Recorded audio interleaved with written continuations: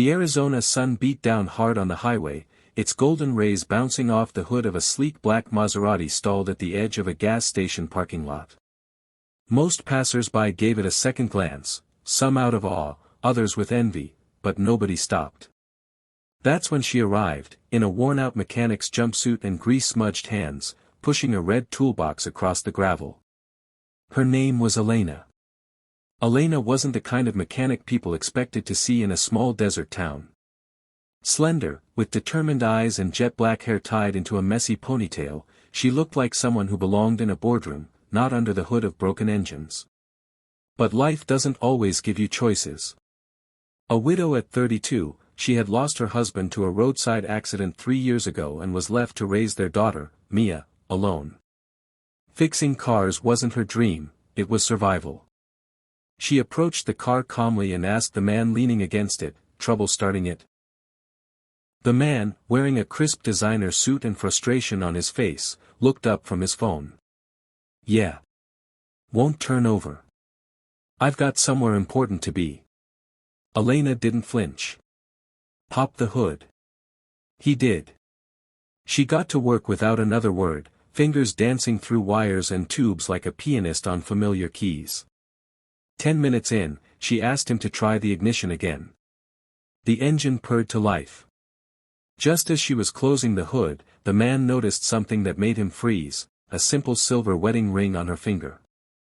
"You're married?" he asked, almost involuntarily. She smiled faintly and glanced at her ring. "Was. I still wear it.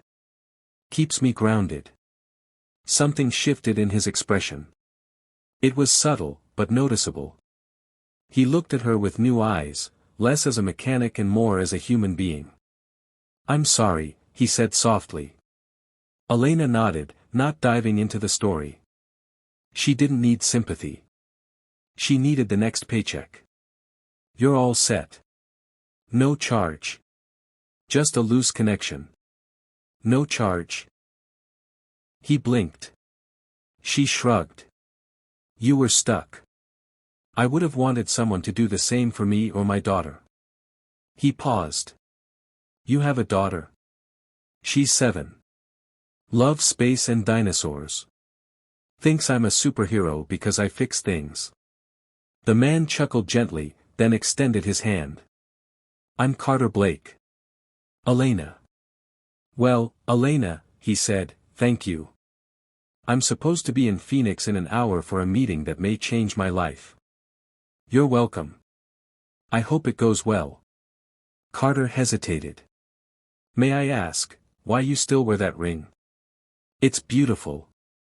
Elena looked at it thoughtfully. "He was the kindest man I ever knew. And every time life gets hard, I look at it and remember I've already survived worse." Carter nodded slowly, as if storing away her words. That evening, Elena returned home, tired but fulfilled.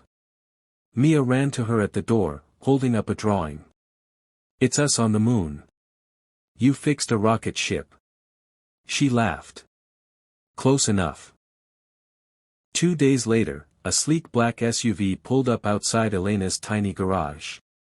Out stepped Carter Blake, but this time not in a suit. He wore jeans and a soft smile. "I had to come back," he said. Elena frowned. "Car trouble again?" "No. I came to say thank you properly." He handed her a thick manila envelope. She opened it cautiously and gasped.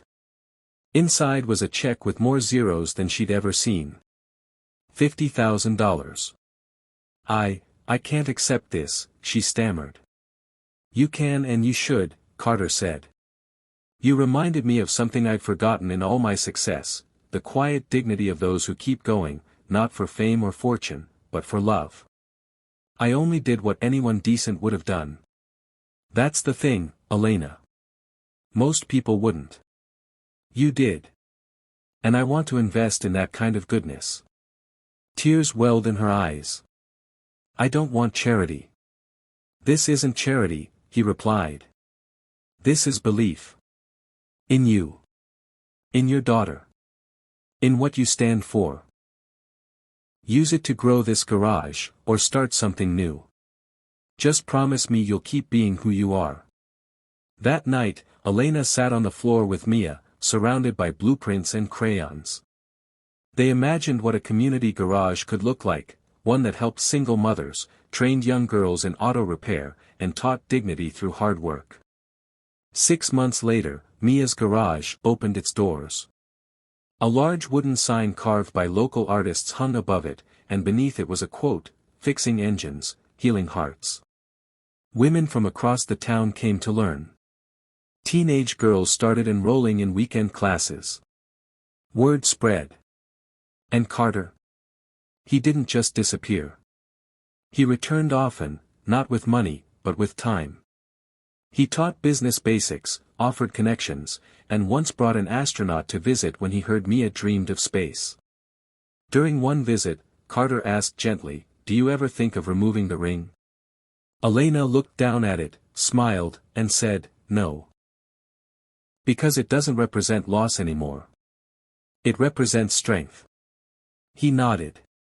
"And if someday you find someone who respects that strength?" She looked up at him, the corners of her eyes softening. "Then he'll understand that I'm not looking to replace the past. Just to honor it, while building a future." The town spoke of Elena often, not just as a mechanic, but as a symbol.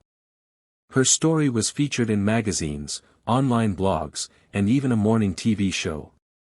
People were moved by her resilience, her choice to give when she had little, and the way one act of kindness unlocked a door to a life she never imagined.